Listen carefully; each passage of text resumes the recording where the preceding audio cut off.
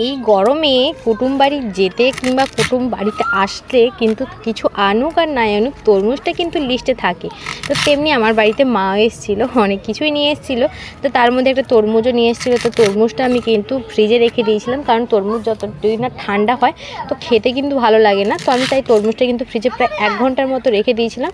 তারপর বিকেলে কিন্তু আমি কাটতে বসে গেছিলাম। বিকেলবেলা সবাই বাড়িতে থাকে, তাই সবাইকে কেটে দিতেও সুবিধা হয়, তাই বিকেলবেলা তরমুজটা আমি কাটতে বসে গেলাম।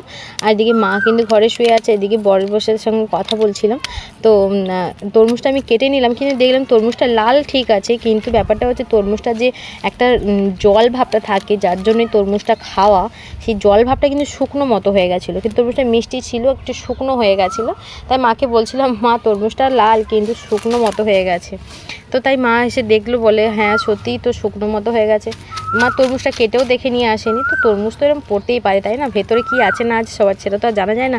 আর এদিকে ছোটো মামির সাথে কথা হচ্ছিলো, তাই নিয়ে একটু হাসাহাসি হচ্ছিলো। তো সবাইকে তরমুজ দেওয়ার পরে আমি কিন্তু শাশুড়ি মার কাছেও তরমুজটা নিয়ে যাচ্ছি।